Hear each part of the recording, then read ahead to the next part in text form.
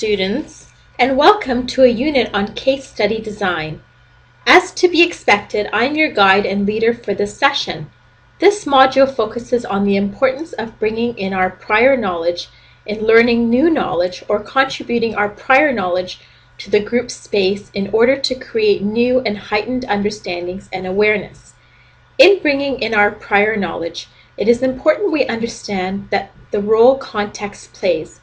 In other words, each of us has developed a unique set of knowledge and competencies from our unique experiences in authentic contexts. As self-directed learners, we are and are expected to be in this program. We have a unique set of skills and knowledge in subject matter that interests us, or in subject matter we have developed an interest for through our work in it. In this module, we will explore why we have cases and what are the 5 principles of generic case design. Each of the 5 principles will then be explained in greater detail. This will help you and your group design the case study and provide you with insight on what your case study write-up should include.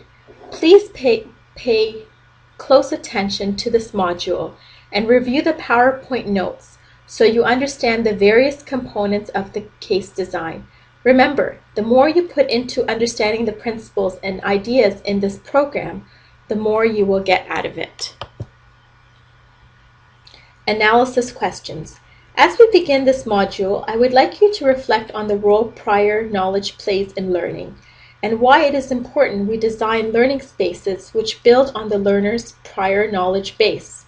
Thus, in thinking about this, please reflect aloud on why prior knowledge is important in effective case design.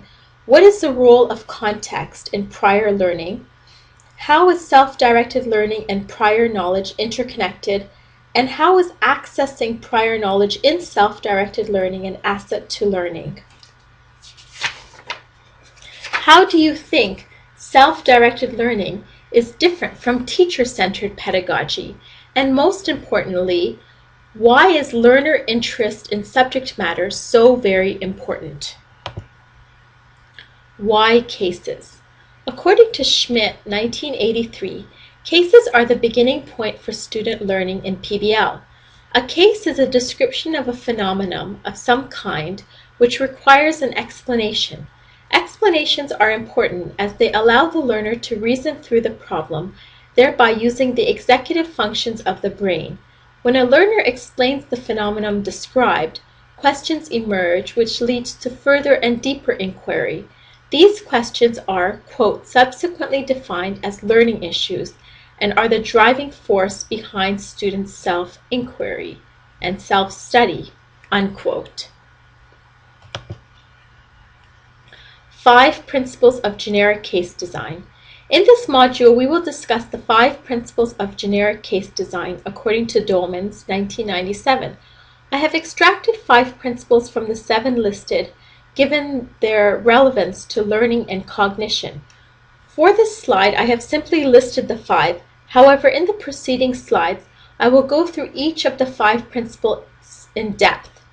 The first principle is that, quote, the contents of the case should adapt well to students' prior knowledge.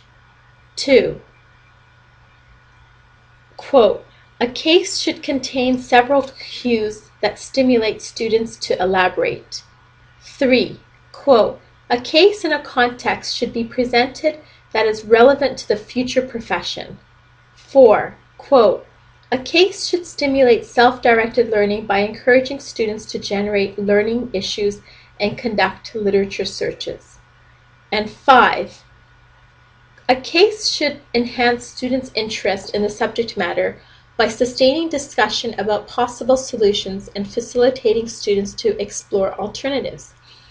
Now we will explore each one by one to understand deeply what each principle means. Principle 1 explained. The contents of the case should adapt well to students' prior knowledge. This focus on prior learning has many advantages. If we look at the research on prior learning and its value, the Carnegie Mellon Institute argues that accessing prior knowledge of the learner means that, quote, students come to the classroom with a broad range of pre-existing knowledge, skills, beliefs, and attitudes, which influence how they attend, interpret, and organize incoming information. How they process and integrate new information will in turn affect how they remember, think, apply, and create new knowledge. Since new knowledge and skill is dependent on pre-existing knowledge and skill, knowing what students know and can do when they come into the classroom or before they begin a new topic of study can help us craft instructional activities that build off of a student's strengths and acknowledge and address their weaknesses, unquote. Thus, a case should access and build on a learner's prior knowledge base in order for new information to be useful and meaningful. Principle 2, explained. A case should contain several cues that stimulate students to elaborate. According to the online dictionary, to elaborate means to, quote, to add details or information, unquote, and, quote, expand on an idea, unquote. Why do you think this is important or not? Elaboration can be done through several ways. It can be done through, quote, discussion, answering questions, asking critical questions, and giving explanations, unquote. Principle 3, explained. Preferably, present a case in a context that is relevant to the future profession. When learners elaborate, they are more likely to remember new information in the context it was presented in, and thus the contextualization of problems for long-term memory becomes paramount. In fact, research has shown that when learners learn new information that resembles context they have worked with in the past, they are more likely to remember the new information better because it resembles prior schemata and mental structures. This implies that, quote, students should be exposed to some professionally meaningful problems or situations that have a strong resemblance to the problems they will be confronted with in their future profession, unquote. Principle 4, explained. A case should stimulate self-directed learning by encouraging students to generate learning issues and conduct literature searches. According to research, self-directed learning enables students to select a pathway to information and knowledge domains which interest them. This allows them to generate their own learning issues and conduct their own individualized literature searches and explore a path to knowledge that is interesting and meaningful to them. Thus, a case should be open-ended and complex enough to allow this divergent thinking, so that learners exploring the case can each explore different avenues and tangents they feel are important to their own learning. As well, these various divergent perspectives add and build to the overall collective knowledge base. Principle 5, explained.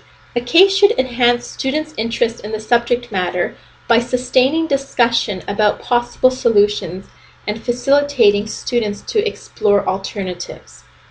A case should enhance a learner's intrinsic interest. By this, what do you think I mean? According to the online dictionary and encyclopedia, intrinsic interest is defined as, quote, if something has intrinsic value or intrinsic interest, it is valuable or interesting because of its basic nature or character, and not because of its connection with other things, quote, unquote. In other words, when something is intrinsically interesting, it is by nature something which naturally appeals to us, which we derive natural satisfaction and natural meaning from. For example, all of us have a friend or a family member we are close to. When something good or bad happens to this family member, we are intrinsically interested in the story, the narrative, and getting involved to help the situation. In the same way, during learning, when aspects of the case are relevant to our own personal lives or interests, then we become intrinsically motivated to act on our interests by doing further research, reading, or analysis of the phenomenon to deepen our understanding. synthesis questions. Read the following synthesis questions following your viewing of the video clip. We have finally reached our synthesis questions.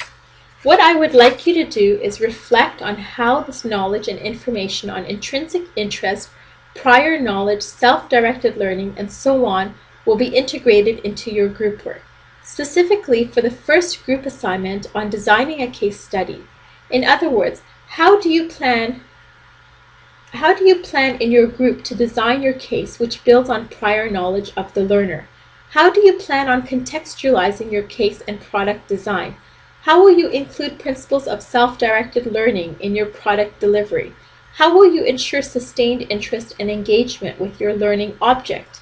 Answering these questions in your tutorial will help you to plan out with your group members a strategy for tackling the case design outline.